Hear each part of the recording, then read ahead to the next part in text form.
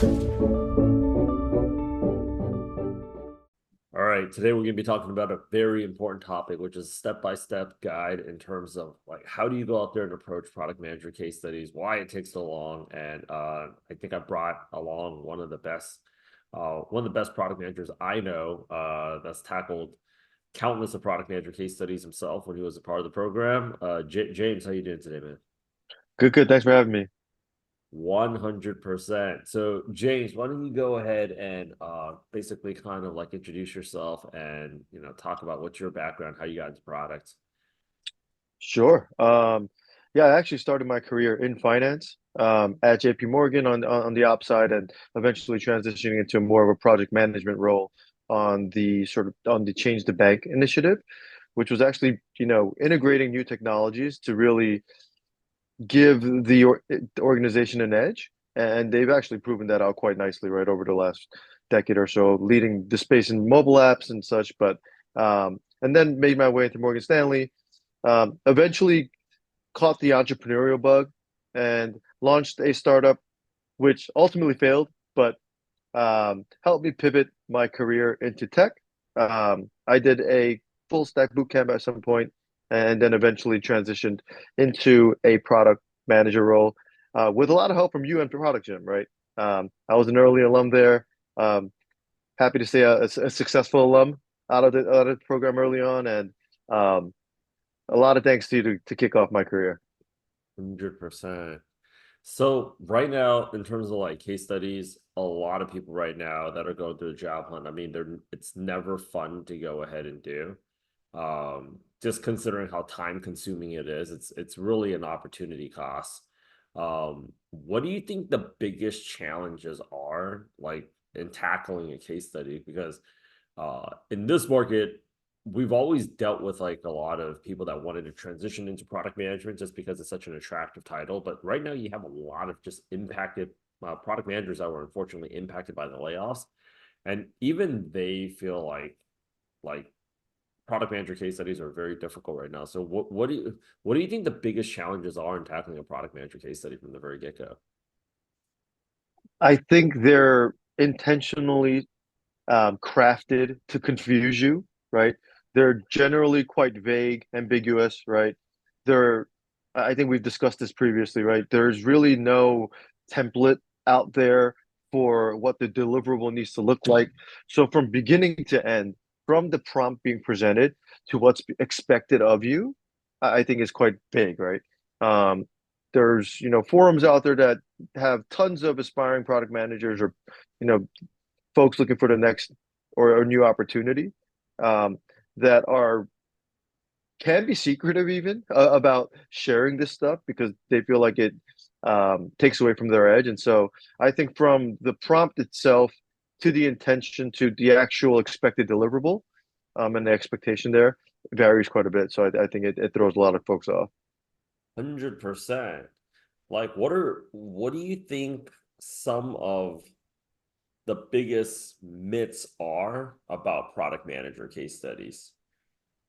I think the biggest myth, if anybody's going to take away one thing here, is thinking that there's a right answer, right? Um, and they get, people tend to obsess over finding what that answer is, as opposed to focusing, narrowing down the scope so that the task that you're putting in front of you is a lot easier to tackle, right? And so that's probably the biggest thing. It's thinking that there's a right answer, right? Because there really isn't. Okay. So that kind of begs the next question of like, what do you think companies actually like want to see? This is something that I have plastered over my note all over my notebook at the moment. Um, as I'm going through these coaching calls, coming up with really simple ways to explain what it is that's expected of you. And one sort of model I've come up with is companies are looking for, especially in their product managers, drivers and not passengers, right? They're looking for leaders, people that are going to come in and really shake things up, especially in this economy, right? They don't want somebody that's looking to come in and collect a paycheck. They're looking for people to come in and disrupt and move the needle. And so, yeah, I think that's really, probably the biggest thing to take away. One of the biggest things to take away. Um, Yeah. 100%. With that said, right? So like what does like what does the actual end product of a product manager case study need to look like? That's a question that I've gotten quite a bit, right? And I think, and I'm actually in the process of working on a template. There isn't really a single right answer because the case study prompts themselves can be bucketed into different categories, which will ultimately drive what it should look like. But generally speaking, you're going to be presenting something, right? And so to format it in some sort of presentation format, whether it's a PowerPoint or Google Slides, I think is a good starting point. And from there, it's really about the content and the structure of that content. Why do you think that? Because like I feel like there's so much secrecy around the like product manager case study. It's almost I remember when I was in school, there were like a group of like exchange students from the UK that came over and they just wanted to see what um like a resume, what they call a CV on the other side look like, right? When they're applying to internships. So like what an American essay looks like, right? And once they actually had that clear template of like, okay, that's what they want, like, all right, I can go out there and whip that thing out myself. Not like they're plagiarizing straight up. But why do you think I see so much information about how to approach a case study? There's no like actual visual of like, yo, this is the photo. Of It's like course. five bullets right here, or like you want to go ahead and have like basically like this is like a I don't see any templates and I've been doing this for close to a decade at this point. So why do you think there is that? I would have to guess the easiest answer there is if you've spent 12, 18, maybe even a couple of days of work cranking this thing out, the last thing you're trying to do is give it out for free, right? Um, on top of the fact that if it's a live interview process, right, or if it's a live opening or opportunity, the last thing they're trying to do is give the next man an advantage. And to be honest, you can't blame the guy, right? The last thing you're trying to do, you spent 16 hours on this case study. You think it's a work of art. The last thing you're going to do is post it up on a forum somewhere, right? For any Joe Schmuck to go and rip and you know basically pawn off your work as if it's this their own. And so I think that's probably the biggest reason. Um, and product managers are very strategic in the way they approach anything, and so that's probably my best guess. So when you're getting a product manager case study, that is, I would say very vague, right? Like, what's the best, like, how do you go out there and get clarity? Because on the recruiting side, I know this to be true because a lot of people are looking at a product manager case study and you're like, what am I missing out here? And I know on the recruiting side, a lot of times they'll say, yeah, just like, for example, you're my director of products, yo, James. So these people cleared the third round. Like, I need a case study from y'all, and they would just quickly write like 6 sentences and people would be looking at it like it's like abstract poetry or something like okay, Yep, yep. what am I missing, right? Like do you think it's a good idea to get clarity on a case study when it's obviously vague? I will say you always want to think from the perspective of the hirer or the hiring company or your hiring manager, Uh-huh. right? In this economy, especially, I've seen any job posting in the first 24 hours, field 100 to 500 applicants, right? And so if you can imagine trying to email your hiring manager who isn't even responding effectively to your job application to answer a slew of questions to clarify what's intentionally vague isn't your best bet. Um, I think the idea is understanding the intention behind that ambiguity, Uh-huh. and twisting it to your advantage, right? The last coaching call I had, I think last night or the night before, um, the candidate was constantly asking me to clarify the prompt when I am not the hiring manager to start, right?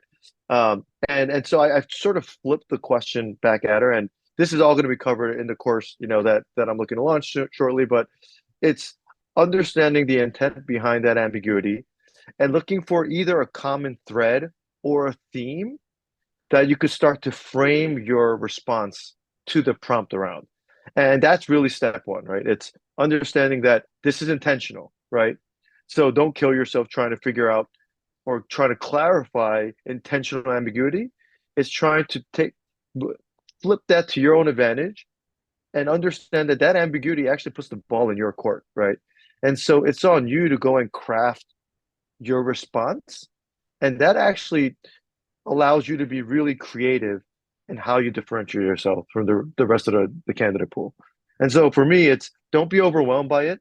The more ambiguous or the more vague that the prompt is, I actually tell my coaching candidates or candidates that I'm coaching that use it to your advantage.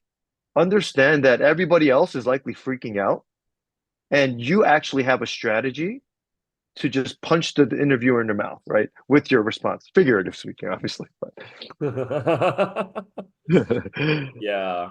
I think like when it comes down to like, is it okay to go out there and ask for more information as a recruiter? I've seen like two sides of the coin.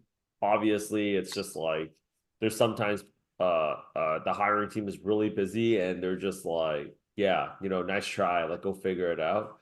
yeah. The other side of it, it's like I've also seen hiring teams that have deliberately trapped people, Oh wow. and they're wondering like, why hasn't anybody asked for more information?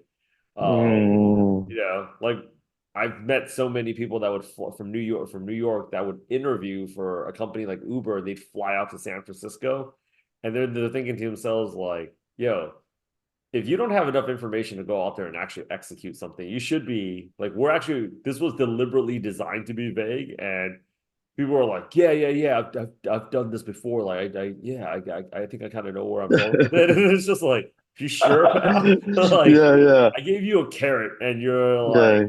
you clearly can't make anything with it. Like, you're supposed to be No, asking, right? So, you know, I, no, I, I see it on both sides. Like, sometimes, actually, it happens here too when people are interviewing for a job at Product Gym. It's just like something it's like, yo, you have the assignment, you know what to no, do.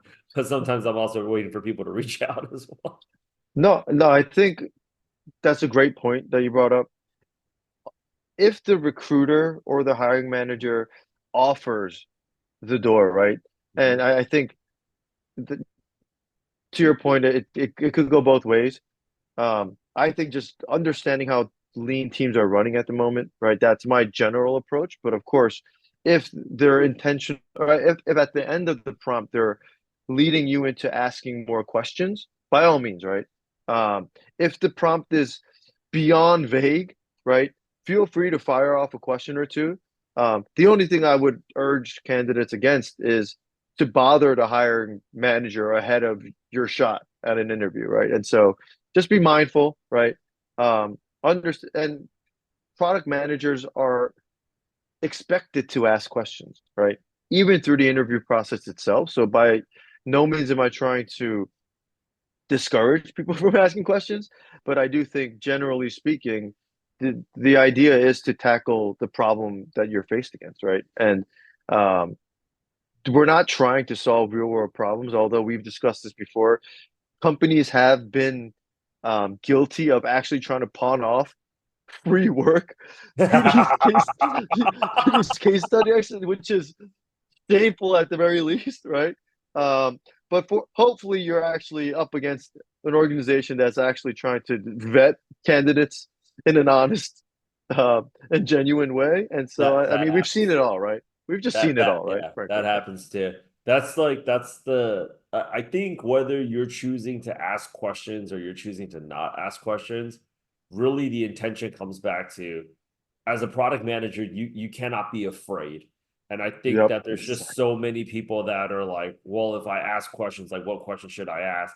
Well, if I don't ask questions, like, I mean, I'm pretty much walking into like, getting ready to like run over a tripwire, right? And the most important thing is when you're displaying that fear, you're already showing them that you kind of like, okay, like you either don't know what you're doing or you don't have the options, neither which kind of paints you in a good light. Oh, So absolutely. yeah, and if it's deliberately vague because they're bad at hiring, because there's a lot of, unfortunately, just like any other job, there's a lot of poor leadership and management in product as well. It's like, why would you even want to take a job at a place like that in the first place. Like you're just gonna end up. So um I think honestly the key to the game is spend the least amount of time on the case study so that you don't have to waste the opportunity costs of like not doing more interviews or like not being able to apply. Um what have like for you, I think when you were part of the program, you did an insane amount of case studies. And I think like you approached it in a very interesting way because you had both the finance background, but at the same time you also had an entrepreneur background because you've also talked and dealt with like investors before. Because it's also kind of like a mini pitch deck, right? A lot of times case studies if done right, is it's kind of a trailer to the problem that you're going to be solving. What has been some of your like approaches? Because I feel like people that come from what I've noticed is people that come from like a finance background or consulting background, they approach case studies very different than a software engineer because you guys are also so used to like making presentations on like, okay, yeah, I have a presentation on Tuesday, but at the end of it, I'm trying to get a yes on this one result. Right. So personally for you, like what has been some of your like approaches when you're like tackling a case study? Thank you for the kind words. I think what you said it in such a in the perfect way in terms of being the trailer to what you can become at that organization or on their team. A good hiring team is actually going to take the opportunity when presenting you a case study to align it with what they're expecting and they require out of the role, right? Or out of the candidate they ultimately hire. And so taking the prompt in the context of the business itself or the company that you're looking to work for, I think is a great start, right? How does this prompt, how is it relevant or relatable to the actual company and what they do? If it is, I think that's a much easier sort of path to figuring out what's expected from the deliverable itself, and how it'll likely align with the rest of the interview process. And so the biggest thing is understanding that, as I mentioned earlier, the theme, right? Why are they asking me to do this shit, right? Um, and to your point, if they're doing a good job, they're actually using this as a really effective method to vet the right candidate, right? And so that's one theme, intention, and how does it contextually apply to what the company is doing and what they're looking for in the role. And so that's really my first step. Um, whether it's specific to the prompt itself or trying to find context or try to connect the dots between the prompt and maybe you heard on an earnings call, right, that their focus is now going to be the next generation of customers, right? For example, these traditional financial institutions, right, these larger banks, this we're in a baby boomer season, right? Like there's a changing of the guards and a huge transfer of wealth, which these big banks understand, and so they're likely looking forward to the next generation of customers. And so I think a recent candidate had brought up, a suite of their digital products Uh-huh. which directly align with what they're looking ahead to, right? In terms of their business and their goals. And so, in that case, I think it's a lot easier to understand what it is they're expecting out of you. What do they want you to be in touch with, right? And have experience and again a strong and confident opinion around. And I think that goes back to just confidence in general, right? For product managers, it's really about towing the line of being confident, being a leader, but not coming off like a douche, right? I think that's really always been a balance. Uh, I mean, so like, I guess how much time, what was the longest amount of time that you spent on a case study? And what's the shortest amount of time you spent on a case study? Um, I've spent days on my first few, and that's when I realized I was doing it wrong, right? There's no like I've seen a few as of late that actually they've actually had the decency to not lie to your face and say this should take no more than 90 minutes, right? Because even for a few years ago, right, that's how they would perfect any case study that they send out, right? It's this shouldn't take you longer than 90 minutes, and you take a look at it, and there's no way in hell that you're going to tackle this thing in 90 fucking minutes. And so I've, spent unfortunately 2, 3 days at most, um, coming up with what was probably not a very great case study at the time. And I turned around and asked myself, this can't be the way to do it, right? This can't be the approach. And that's when I initially came up with an approach to really break these case studies down and time box it to what I had originally, I think I had set for like 6 hours. Now I think a maximum of 2 to 3 hours, right, is what we're looking to spend, if not 30 minutes, right? And that's what we're ultimately trying to get to with the framework and sort of our strategic approach to tackling this stuff. But yeah, I've spent as long as 2 to 3 days, and I think right now I'm time boxing it at under 120 minutes. Now, something that people have access to right now, like when you were doing the program, which is like, more than like 5 years ago now, Yep, there wasn't ChatGPT. It was not there you go. widespread use that is right now. Like, what do you think is the best way to go ahead and leverage ChatGPT for product manager case studies? It's having a framework, right?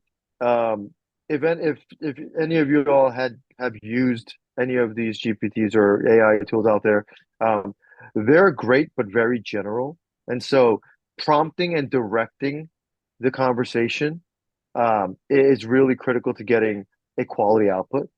And go out and try to prompt it to solve any case study that you could find on a forum or that you've been presented with, and you'll find the same response or same response template, right, over and over again. And so it's really about, again, narrowing down the focus, um, and rather than, and I think that the high level tip would be, rather than prompting a tool to output the actual deliverable, it's prompting the tool so that it can direct you in coming up with a very effective deliverable. And that has to do with setting a framework, and directing the tool to do just that. Dude, I couldn't like put it better than you. I'd say one like the biggest like mistake that a lot of people have of using ChatGPT with product manager case studies is just like expecting one prompt is gonna like you gotta have to like kind of go back and forth with it. And even when you use I think like sometimes even when you're putting in word for word the same prompt, it doesn't always have the exact same word for word right answer. So if you do get something that's good that comes out, like screenshot it, save it on a doc. Yep. Or sign up, and Right. save your history, right? Like, but uh so like what are you know talk to us a little bit about like what is it that you're doing on your end right now? Because it sounds to me like you started a course in a community. yes, I'm in the process of. So over the last 18 months, I was hit with the wave of layoffs in the latter half of 2022. I was working in Web3, super excited to get into the NFT space, only to find out that NFTs don't matter 6 months down the road. And so I, I realized, like, I don't think that was the path I wanted to continue down, right? And so, in the last 18 months, I started a sort of AI consultancy and agency where we consult and develop and implement different tools and capabilities into both small and medium businesses, and helping them leverage technology, right? And this is right when we started to see, advancements in ChatGPT and other competitors start to launch. And so I just felt like we could tool businesses that had previously no access to this kind of technology, right? And so I've been working pretty hard at that. Um, but when you're always trying to drum up new business, right? And this is really at the heart of why we're starting these courses, and trying to build a brand around myself and the experience and work that I put in, right? And so um, I started to, and you and I started talking, right? And the market's been challenging to say the least, but there's always going to be opportunity out there for the people that are willing to put the effort in. And so I started thinking about what kicked my ass the most, right? When going through these interview processes, and we talked about case studies, right? And how unfortunately, incorrectly, most candidates are approaching this stuff. And it really took me back to my earlier days, right? And I felt, a course around this could be really interesting. I thought it could really deliver direct value to the folks that need it. And really excited to launch it and see, what the feedback looks like. Dude, can't wait to see it. So if you guys are interested in getting that little bit of extra support, all of the contact information for James is down there, but like crazy enough with our YouTube reach right now, even when your contact information is not there, they somehow seem to be able to find the people that we interview on LinkedIn and message them just fine. But I can't wait to see the launch of this. Definitely keep us posted. We'd love to go ahead and cover this again, man. Of Thanks for course. taking a lot of time out of your night to go ahead and do this. We appreciate that and looking forward to speaking with you soon. Thank you so much, Rich.